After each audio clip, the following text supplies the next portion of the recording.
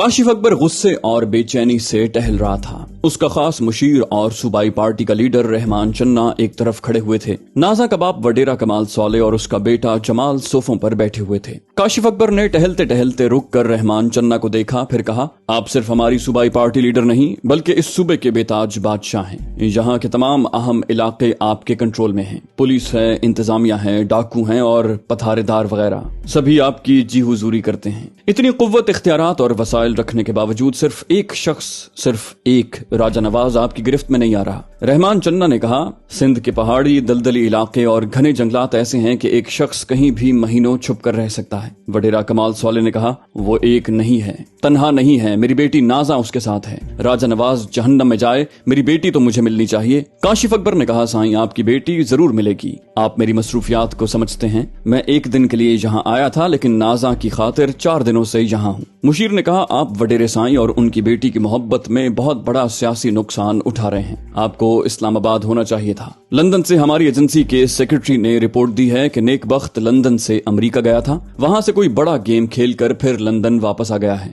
वहाँ उसकी बड़ी पुरस्कार मसरूफियात हैं। हमारे आदमी वहाँ नेक बख्त की चालों को अच्छी तरह समझ नहीं पा रहे। काशिफ अकबर ने कहा, वडेरा साईं से मेरी बरसों की दोस्ती है। मैं दोस्त और उसकी बेटी की खातिर सियासत को छोड़ सकता हूँ। जब तक नाजा यहाँ नहीं लाई जाएगी, मैं साईं को छोड़कर कहीं नहीं जाऊंगा। वडेरा कमाल सौले ने सोफे से उठकर बड़ी अकीदत से काशिफ अकबर का हाथ थाम लिया, फिर कहा, मुझे आपकी दोस्ती पर फख्र है। आप मेरी परेशानी नहीं देख सकते। मैं भी आपको नुकसान पहुंचाने वाली बात नहीं करूंगा। और सियासत तो हम वडेरों की रीढ़ की हड्डी है। उसके बगैर हम अपने अपने इलाके के हुक्मरान बनकर नहीं रह सकते। जमाल सौले ने कहा, आप मेरी बहन की खातिर सिर्फ अपना नहीं, हम सब का नुकसान कर रहे हैं। रहमान चन्ना साहब पूरी कोशिशें कर रहे हैं और करते रहेंगे। आपको इस्लामाबाद और लंदन जाना चाहिए। काशिफ अकबर नाजा के लिए परेशानी जाहिर करता रहा और दोनों बाप बेटे जिद करते रहे कि काशिफ अकबर को सिर्फ सियासत पर तवज्जो देनी चाहिए। इस तरह उन सब के दरमियान 1 घंटे तक बहस होती रही। फिर काशिफ अकबर ने हार मानने के अंदाज में कहा,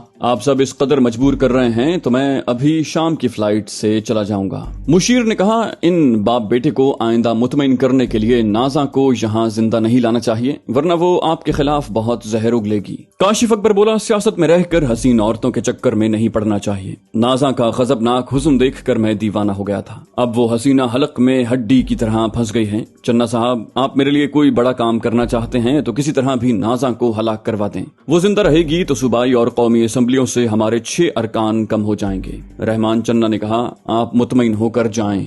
मैं नाजा और राजा नवाज की हलाकत की खबर जल्द ही सुनाऊंगा। फोन की घंटी बजने लगी। रहमान चन्ना ने रिसीवर उठाकर पूछा, हेलो, कौन? आवाज आई, हुजूर, मैं आपका खादिम हिलड़ी शाह करीम के थाने से बोल रहा हूँ। आपको खुशखबरी सुनाता हूँ, वो राजा नवाज गिरफ्तार हो गया है, उसके साथ नाजा भी है। रहमान चन्ना ने खुशी से चीख कर बोला, क्या सच कह रहे हो? राजा नवाज गिरफ्तार हो गया है? ओ गॉड, मुझे यकीन नहीं आ रहा। आवाज आई, ये यकीन न आने वाली खबर है, आप थानेदार से तस्दीक कर लें। चंद सेकंड के बाद थानेदार की आवाज सुनाई दी। उसने कहा, सर, मैं तो काशिफ अकबर साहब का ताबेदार हूँ। उन्होंने अपने इक्तदार के दौर में मुझे यहाँ थानेदार लगवाया था। मैं इंस्पेक्टर गुलाम रसूल हूँ। रहमान चन्ना ने कहा, जस्ट अ मिनट। फिर उसने रिसीवर के माउथ पीस पर हाथ रख कर काशिफ अकबर से कहा, सर, अपने दौरे हुकूमत में आपने एक शख्स गुलाम रसूल को हिलड़ी शाह करीम के थाने में इंस्पेक्टर का ओहदा दिलाया था, आपको याद है? काशिफ अकबर ने थोड़ी देर सोचने के बाद कहा, हम इख्तिदार में रहकर हजारों अफराद को ऐसी छोटी छोटी नौकरियां देते रहते हैं। ये बंदा भी हमारे एहसानमंदों में से होगा। क्या वाकई इसने राजा नवाज को गिरफ्तार किया है? चन्ना बोला, हमारे एक मुखबर का यही दावा है। मैंने थानेदार से पूरी बात नहीं की, क्या आप बात करेंगे? वो बोला, मैं ऐसे छोटे लोगों से क्या बात करूं, आप उस कमीने की गिरफ्तारी की तस्दीक करें। रहमान चन्ना ने फोन पर पूछा, क्या ये सच है कि राजा नवाज गिरफ्तार हो चुका है और क्या नाजा उसके साथ है? आवाज आई, हुजूर, बिल्कुल सच है, लेकिन मैंने दुश्मन बनकर उन्हें हवालात में नहीं, अपने घर में मेहमान बनाकर पनाह दी है। राजा को पूरा यकीन दिलाया है कि आप हजरात को उनकी यहाँ मौजूदगी का पता नहीं चलेगा। चन्ना बोला, ये तो तुमने बहुत ही दानिशमंदी का सबूत दिया है। वो राजा हमारे आदमियों के वहाँ पहुँचने तक मुतमईन रहेगा। काशिफ अकबर साहब तुम्हें बहुत इनाम देंगे और तुम्हारी तरक्की के लिए सिफारिश भी करेंगे। काशिफ अकबर ने कहा, चन्ना साहब, अपने आदमियों को इतनी दूर भेजने की क्या जरूरत है? यूं भी नाजा को यहाँ नहीं लाना है। राजा को पहली फुर्सत में खत्म कर देना चाहिए। वो थानेदार उन दोनों को गोली मारकर उनकी लाशों को जंगल में फेंकवा सकता है। चन्ना ने फोन पर कहा, गुलाम रसूल, क्या तुम और तुम्हारे सिपाही उन दोनों को हलाक नहीं कर सकते? वो बोला, कर सकते हैं हुजूर, लेकिन। चन्ना बोला, लेकिन नहीं, पक्की बात करो। हमारा एक आदमी इस काम के इवज आज ही 1 लाख रुपए तुम्हारे लिए लाएगा, उन लाशों को अपनी आंखों से देखेगा, उनकी तस्वीरें उतार कर हमें ला कर दिखाएगा। सौदा पक्का करो।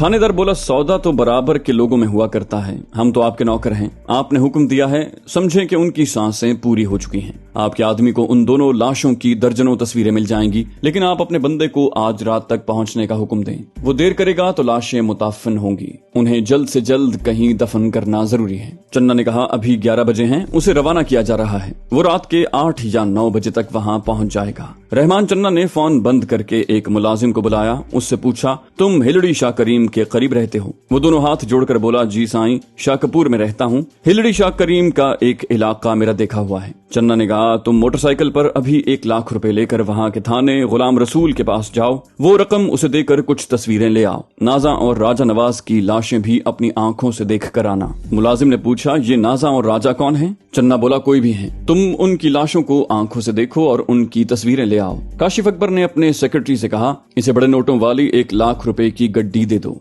मुलाजिम ने अर्ज किया, साईं का दर्जा ऊंचा रहे, मैंने आपसे 10,000 रुपए कर्ज मांगे थे, आपकी मेहरबानी से शादी करना चाहता हूँ, अपनी घरवाली वहीं शाहकपूर से लाऊंगा। काशिफ अकबर ने कहा, पहले ये काम करो, फिर शादी के लिए चले जाना, तुम्हें रुपए मिल जाएंगे। वो मुलाजिम दोनों हाथ जोड़कर सर झुकाकर उल्टे पांव चलता हुआ सेक्रेटरी के साथ चला गया। काशिफ अकबर ने कहा, एक बार एक शिकारी दोस्त ने मुझसे कहा था कि उसने एक बहुत ही खूंखार शेर को अपनी बंदूक से हलाक किया था। उस शेर की इतनी दहशत थी कि उसके मरने के बाद भी अपनी आंखों से देखकर उसे कई मिनट तक यकीन नहीं आया कि वो मर चुका है। मुझे भी बेचैनी सी है, पता नहीं राजा नवाज मारा जाएगा या नहीं। चन्ना ने कहा, साईं, थानेदार ने उस शेर को मेहमान खाने के पिंजरे में रखा है, मौत उसका मुकद्दर बन चुकी है। काशिफ अकबर बोला, चन्ना साहब, उस मुलाजिम को हुक्म दें रास्ते में कहीं आराम न करे, कल सुबह तक यहाँ आकर आपको रिपोर्ट दे और उनकी लाशों की तस्वीरें दिखाए। मैं कल सुबह इस्लामाबाद में आपके फोन का इंतजार करूंगा। रहमान चन्ना मुलाजिम को हुक्म देने के लिए सेक्रेटरी के दफ्तरी कमरे में चला गया। थोड़ी देर के बाद लंदन से उसकी एजेंसी के लीडर ने मुखातिब किया, सर, एक चौंका देने वाली खबर सुना रहा हूँ। नेकबख्त से ताल्लुक रखने वाली अनिला बानो, जो पाकिस्तान में कत्ल कर दी गई थी, वो जिंदा है और लंदन में है।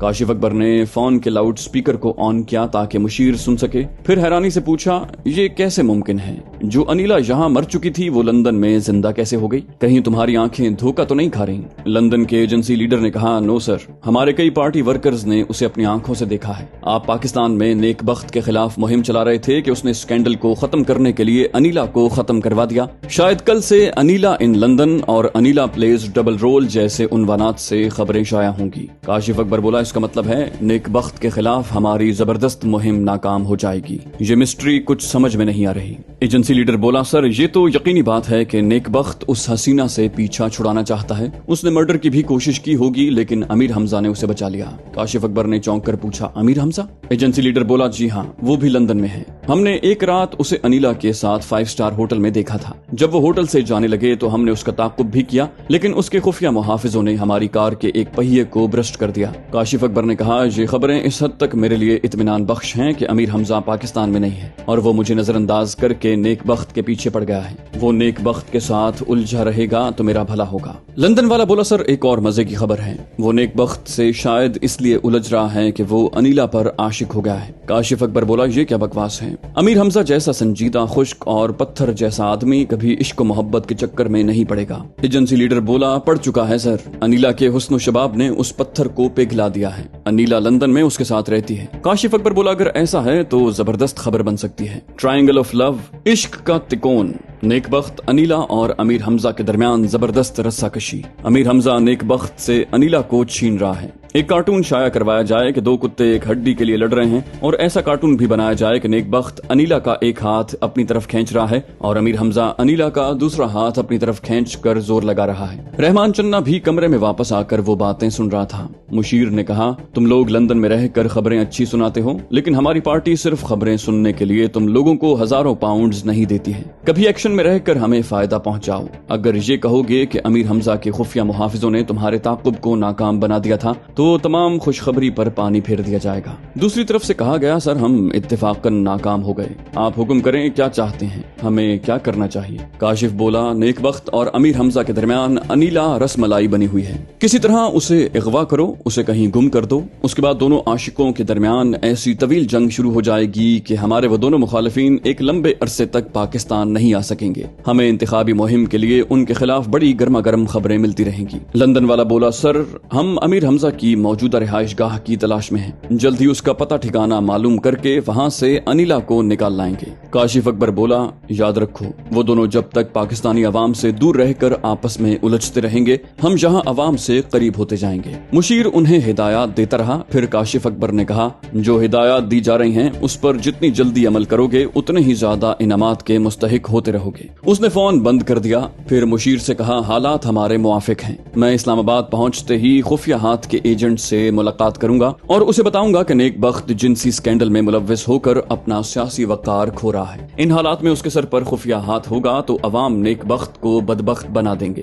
ووٹنگ کے وقت جیسے گھپلے کیے جاتے ہیں ویسے گھپلوں میں خفیہ ہاتھ کو ناکامی ہوگی۔ ایسے وقت عوام کی تھوڑی بہت حمایت لازمی ہوتی ہے۔ رحمان چنّا نے کہا، ہمارے ستارے عروج پر ہیں، ادھر امیر حمزہ عشقیہ ملاقات میں الجھتا رہے گا، ادھر راجہ نواز حرام موت مرے گا، پاکستان میں ہمارے لیے راستے ہموار ہو رہے ہیں۔ کاشف اکبر اسلام آباد چلا گیا۔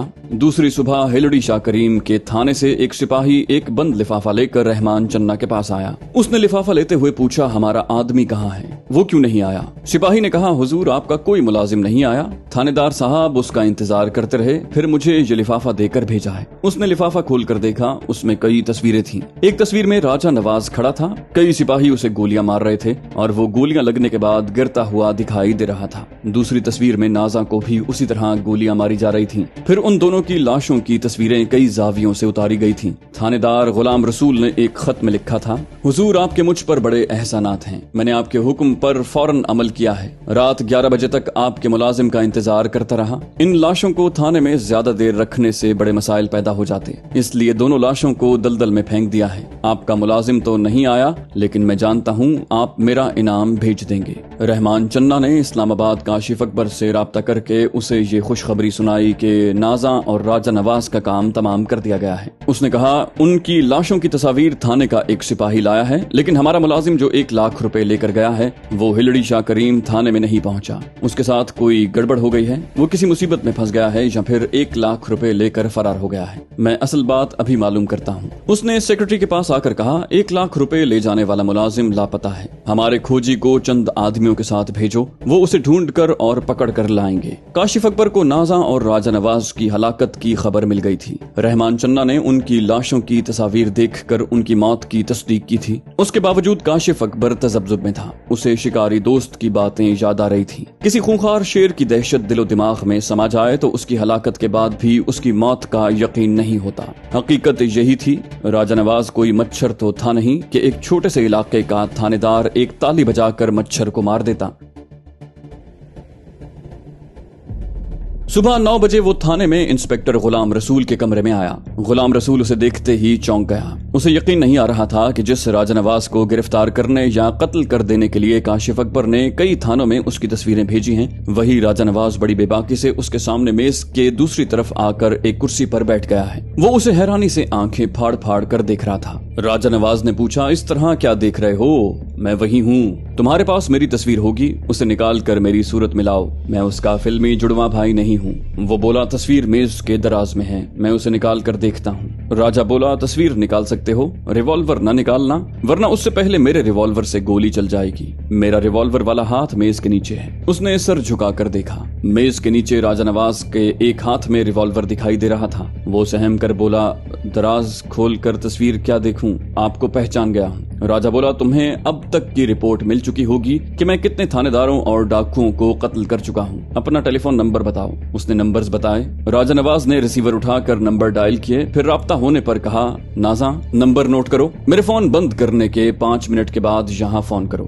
راجہ نواز نے نازا کو فون نمبر نوٹ کروانے کے بعد ریسیور رکھ کر کہا، تم علاقے کے تھانے دار ہو، تمہیں یہاں ہونے والی ہر واردات کا علم ہونا چاہیے، مگر تم تو گدھے ہو، اپنے ہی گھر میں ہونے والی واردات سے بے خبر ہو۔ इंस्पेक्टर गुलाम रसूल ने परेशान होकर पूछा, ये आप क्या कह रहे हैं? राजा बोला, अभी 1 घंटे पहले तुम्हारा सिपाही तुम्हारे 12 बरस के इकलौते बेटे को स्कूल पहुंचाने गया था। तुम्हारा बेटा पढ़ने से ज्यादा खेलने में दिलचस्पी रखता है। उसने सिपाही को स्कूल पहुंचने से पहले ही वापस जाने का हुक्म दिया और धमकी दी कि तुम्हें ये न बताया जाए कि वो स्कूल नहीं गया है, कहीं खेल रहा है। अब हम तुम्हारे साथ खेल रहे हैं, तुम्हारे बेटे को अगवा कर लिया है। हमारे खिलाफ कोई हरकत करने के नतीजे में उसे कत्ल भी किया जा सकता है। वो थूक निकल कर बोला, मेरे मासूम और बेगुनाह बेटे ने आपका क्या बिगाड़ा है? आप उसे क्यों कत्ल करेंगे? राजा ने कहा, मैंने तुम्हारा या कानून का क्या बिगाड़ा है?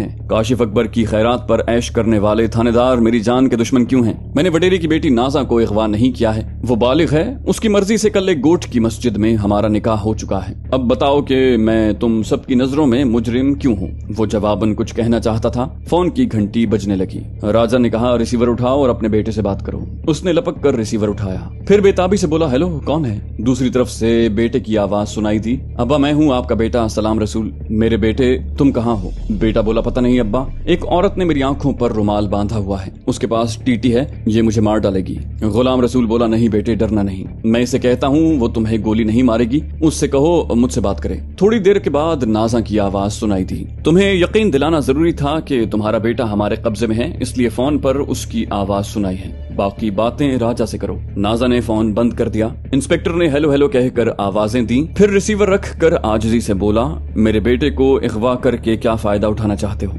राजा ने रिवॉल्वर को अपने लिबास में रखते हुए कहा, फायदा ये है कि मैंने हथियार रख लिया है, तुम्हें कत्ल करने की धमकी नहीं दे रहा हूँ। अब तुम और तुम्हारे सिपाही न मुझे गोली मारेंगे और न ही नाजा को काशिफ अकबर के पास पहुँचाएंगे। मैं तुम्हें कानून की कुर्सी पर बैठकर औरत की दलाली करने से रोक रहा हूँ, और जब तक तुम्हारा बेटा हमारे कब्जे में रहेगा तुम सिरात मुस्तकीम पर चलते रहोगे। इंस्पेक्टर बोला, देखिए मैं आपके इरादों को समझ रहा हूँ, आप चाहते हैं मेरे इलाके से बखैरियत गुजर जाएं, मैं और मेरे सिपाही आपकी राह में रुकावट न बने। हम आपको यकीन दिलाते हैं, वादा करते हैं, मैं अपने बेटे की कसम खाकर कहता हूँ, आप जहाँ जाएंगे वहाँ खुद आपको पहुँचा कर आऊंगा। राजा बोला, मैं चाहता हूँ तुम मुझे और नाजा को दूसरी दुनिया में पहुँचा दो। इंस्पेक्टर हैरानी से बोला, जी मैं समझा नहीं। राजा बोला, भाई तुम हम दोनों को गोली मार दो और काशिफ अकबर से इनाम वसूल करो। वो खिसियानी हंसी हंसते हुए बोला, आप मजाक कर रहे हैं? वहाँ मेरे बेटे की जान पर बनी हुई है, वो मेरा इकलौता बेटा है। मेडिकल रिपोर्ट के मुताबिक मेरे अंदर कुछ ऐसी खराबी पैदा हो गई है कि आइंदा हमारे यहाँ कोई औलाद नहीं होगी।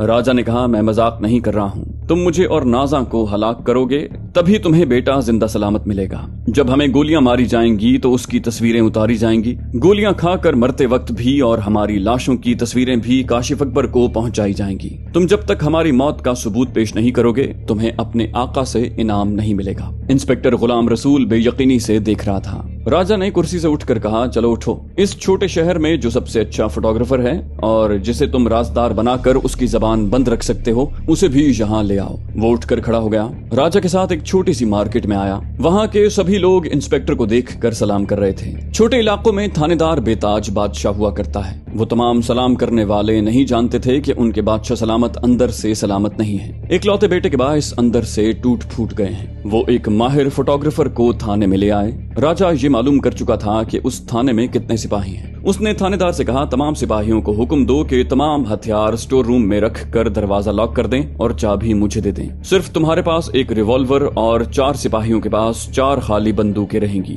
उनमें एक भी गोली नहीं होगी। थानेदार ने उसके हुक्म की तामील करवाई। फिर राजा के हुक्म से एक बकरे को ज़िबाह किया गया। उसने थानेदार और फोटोग्राफर को जैसी हिदायत दी उसके मुताबिक वो थाने की दीवार के पास खड़ा हो गया। थानेदार और 4 सिपाहियों ने उसका निशाना लिया। थानेदार ने कहा, फायर। उसके साथ ही राजा ने जिस्म में गोलियां लगने की एक्टिंग की, अपने सीने और पेट पर दोनों हाथ रख लिए। लिबास के अंदर नन्हे से गुब्बारे में बकरे का खून भरा हुआ था। राजा के हाथों में नोकीली पिन्ने थी जो कैमरे की आंख से नजर नहीं आ सकती थी। पिन के लगने से गुब्बारे में सुराख हो गया, फिर यूं सीने और पेट से खून निकला जैसे गोलियों के जख्मों से खून बह रहा हो। फोटोग्राफर ने महारत से तस्वीरें उतार दी। एक तस्वीर में राजा गोलियां खाकर गिरने वाला था, दूसरी तस्वीर में जमीन पर घुटने के बल गिर रहा था। फिर वो जमीन पर चारों शाने चित्त मुर्दा पड़ा हुआ था। उसकी लाश की लहू आलूदा तस्वीरें कई जावियों से उतारी गईं। फिर वो उठकर बैठ गया। थानेदार और फोटोग्राफर के पास आकर बोला, इंसान को जिंदगी में बहुत कुछ सीखना पड़ता है। आज तुम्हें फिल्मी शूटिंग सिखा रहा हूँ, इसे याद रखो। अब मैं यहाँ से जाऊंगा। आधे घंटे के बाद नाजा यहाँ तन्हा आएगी। तुम्हारा बेटा मेरे कब्जे में रहेगा। नाजा की तस्वीरें भी बिल्कुल उसी तरह उतारी जाएंगी। तस्वीरें उतरवाने के बाद वो यहाँ से मेरे पास आएगी। मैं तुम्हारे बेटे को उसके हवाले करके यहाँ आऊंगा, फिर तुम्हें समझाऊंगा कि आइंदा तुम्हें अपने बेटे की सलामती के लिए क्या करना चाहिए। फिर उसने फोटोग्राफर से कहा, अपने बादशाह सलामत की भलाई चाहते हो तो आज शाम से पहले यहाँ उतारी हुई तमाम तस्वीरें प्रिंट करके थाने ले आओ। तस्वीरों में कोई खराबी नहीं होनी चाहिए। वो उन्हें वार्निंग देकर चला गया। उसके जाने के बाद नाजा आई। उसकी तस्वीरें भी उसी तरह ड्रामाई अंदाज में उतारी गई। वो एक ड्रामा था, लेकिन तस्वीरी सबूत के जरिए वो हकीकत बन गया था। इंस्पेक्टर गुलाम रसूल ने उसके हुक्म के मुताबिक आशिफ अकबर और रहमान चन्ना को उन तस्वीर के जरिए यकीन दिलाया कि नाजा और राजा नवाज को हलाक करके उनकी लाशों को दलदल में फेंक दिया गया है, जबकि उस मुलाजिम को गोली मार कर दलदल में फेंका गया था जो काशिफ अकबर से 1 लाख रुपए लेकर अपनी आंखों से नाजा और राजा की लाशें देखने आया था। राजा उसके 1 लाख रुपए थानेदार को देकर बोला, ये हराम की कमाई तुम अपने ही पास रखो, अभी तुम्हारा बेटा भी तुम्हें मिल जाएगा। फिर राजा ने रिसीवर उठाकर यूं ही उल्टे सीधे नंबर डायल किए। फिर कहा, हाँ मैं राजा नवाज बोल रहा हूँ, क्या तुम्हारे तमाम आदमी मुसल्ला हैं? फिर उसने पूछा, क्या वो थानेदार के घर के अतराफ में छुपे हुए हैं? उसने जैसे दूसरी तरफ से जवाब सुना, फिर कहा, उन्हें अच्छी तरह ताकीद कर दो, इस तरह छुपे रहें कि पुलिस वालों को नजर न आए। अगर कोई सिपाही जासूस बनने की कोशिश करे तो उसे हलाक करके दलदल में फेंक दें। अगर थानेदार अपने आकाओं को किसी भी बहाने से ये बताना चाहे कि हम जिंदा हैं तो उसके घर में घुसकर उसके बेटे को गोली मार देना। तुम सब कम से कम 2 माह तक यहाँ रहकर थानेदार की निगरानी करते रहोगे। मैं अब नाजा के साथ जा रहा हूँ। उसने रिसीवर रख कर कहा, हम जिंदा हैं। ये तुम्हारे 7 अदद सिपाही और ये फोटोग्राफर जानता है। तुम सबके लिए जरूरी है कि नींद में भी हमें मुर्दा कहो, वरना हमें जिंदा रखने वाला जिंदा नहीं रहेगा। वो कुर्सी से उठकर तेजी से चलता हुआ कमरे से चला गया। थोड़ी देर के बाद थानेदार की बीवी उसके बेटे सलाम रसूल के साथ आकर बोली,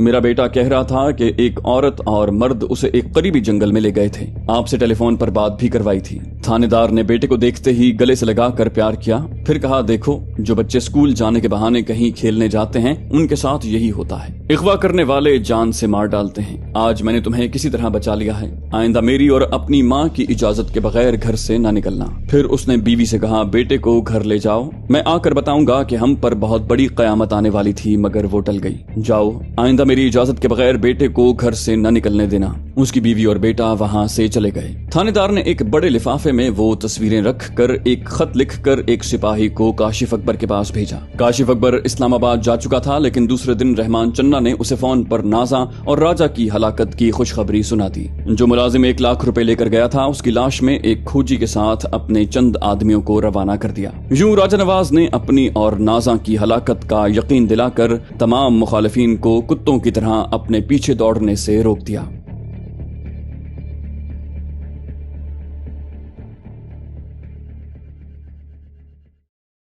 तो दोस्तों, ये थी हमारी आज की एपिसोड। उम्मीद करते हैं आपको हमारी कहानी पसंद आई होगी। जाने से पहले इस वीडियो को लाइक कीजिए और शेयर करना मत भूलिए। कमेंट करके हमें बताइए कि आपको हमारी वीडियो कैसी लगी। और अगर अभी तक आपने इस चैनल को सब्सक्राइब नहीं किया तो इसे सब्सक्राइब कीजिए और बेल आइकन दबाकर ऑल नोटिफिकेशंस ऑन कर लीजिए।